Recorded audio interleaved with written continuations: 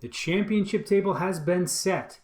Let's look back at round 1 and 2 of the playoffs in this double recap to see how we got there.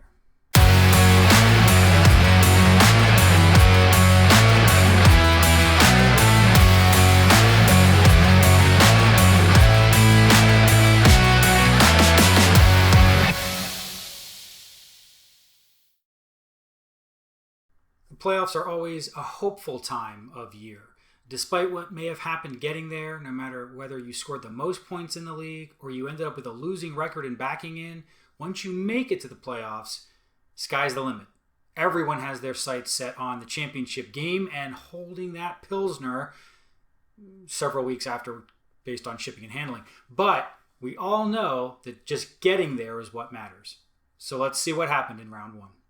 We look back at our first couple of scores. First of all, we had Keith versus Kamish for the second week in a row. Same teams, very different result. Kamish got just enough support from Purdy and Bijan to hold off Keith and deny him a shot at yet another championship. So as you see, with a little better roster management, Keith could have changed the dynamic there, could have won, could have put himself into the second round of the playoffs, but he didn't.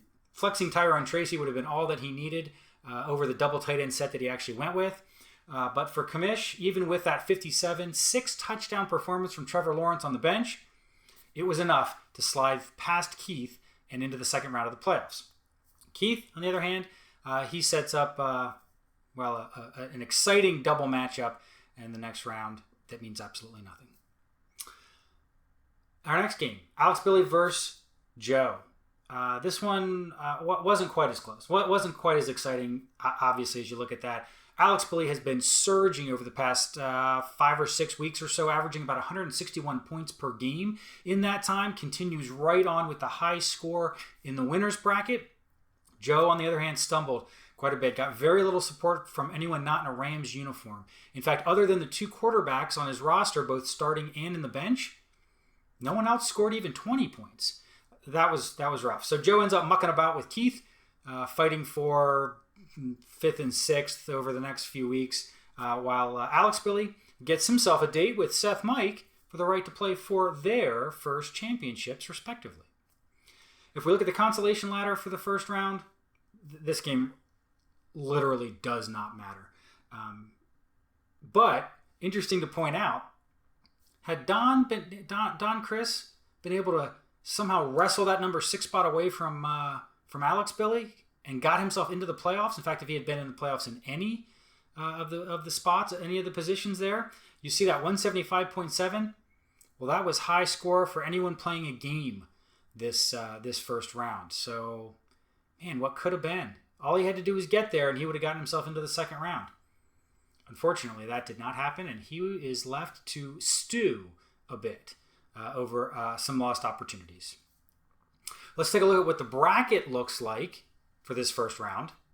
We see the top 2 seeds against the bottom 2 seeds. Technically, this should have been adjusted to the number 1 versus number 6 and the number 2 versus number 5, but we didn't. ESPN just follows the bracket as it starts off, following it all the way through start to finish.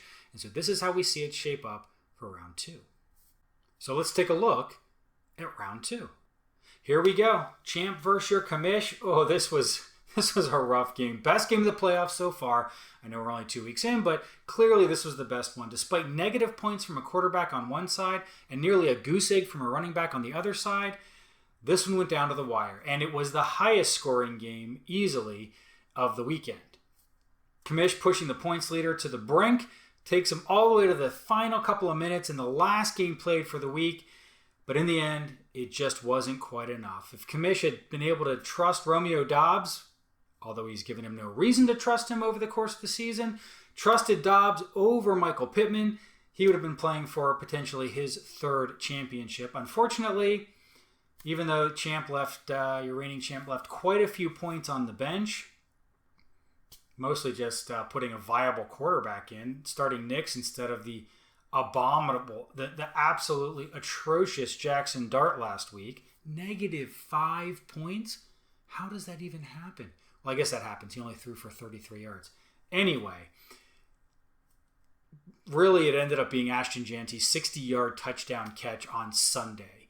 That put the game just too far out of reach, and despite Purdy's 5 touchdowns himself, it was just too much for your commish, unfortunately, to overcome. And frankly, Aaron scoring 182 points with -5 from the quarterback position. No single player breaking 40, so nobody had that incredible historic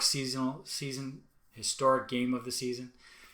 He really earned the right to go to his second championship game in as many years. Commish, unfortunately, will have to wait one more year.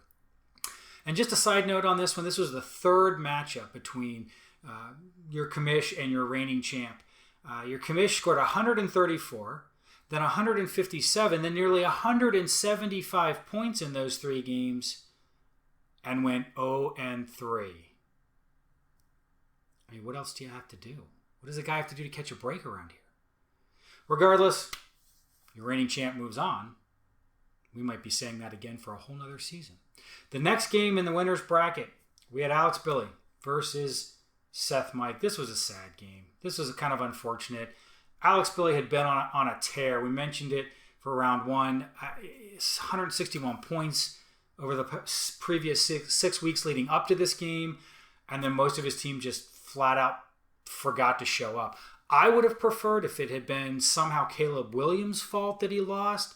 That would have been poetic justice to me. But frankly, that was the only bright spot on his active roster.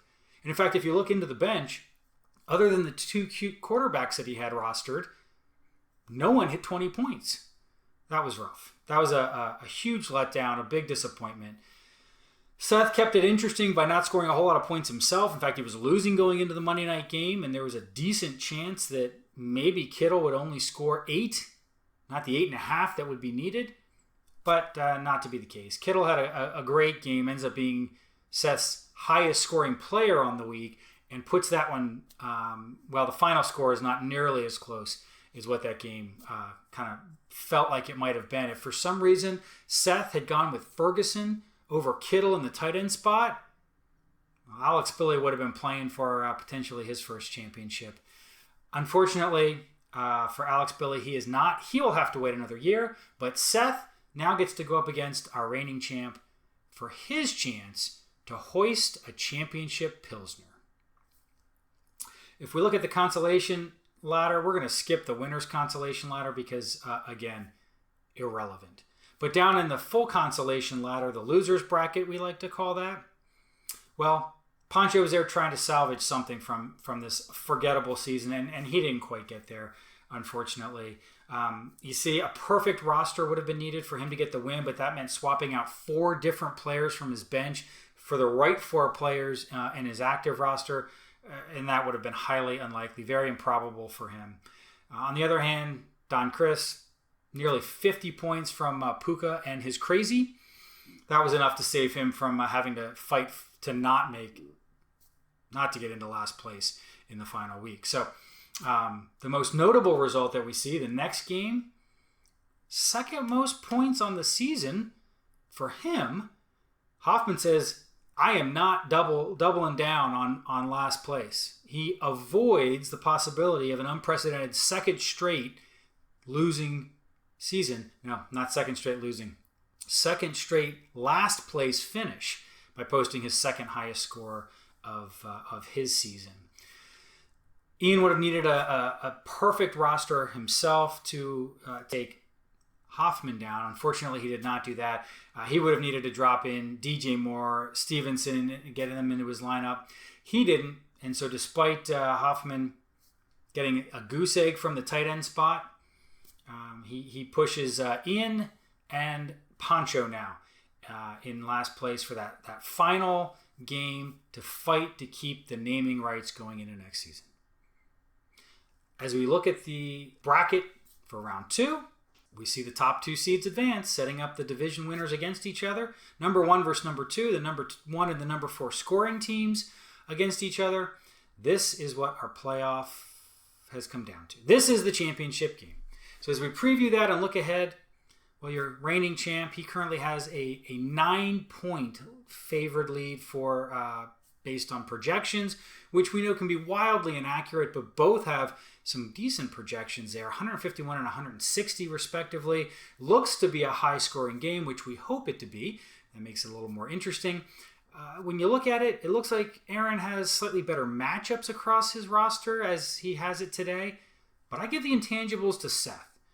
If you look at that, Seth has 7 players starting that are on playoff teams, either fighting for their playoff hopes or fighting for a higher seed in the playoffs. On the other hand, you've got Champ, who only has 2 non-kicker playoffs players alive. Players alive in the playoffs. Will that matter? Will it make any bit of difference at all? Or will this be one of the highest scoring championship games that our league has ever seen? We'll have to see. Just a few historical stats on our 17th championship game.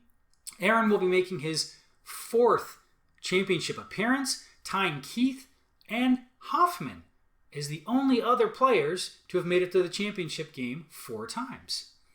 He'll also be looking for his second back-to-back championship in league history, and he'll be going for his unprecedented 4th overall championship. No team has won 4.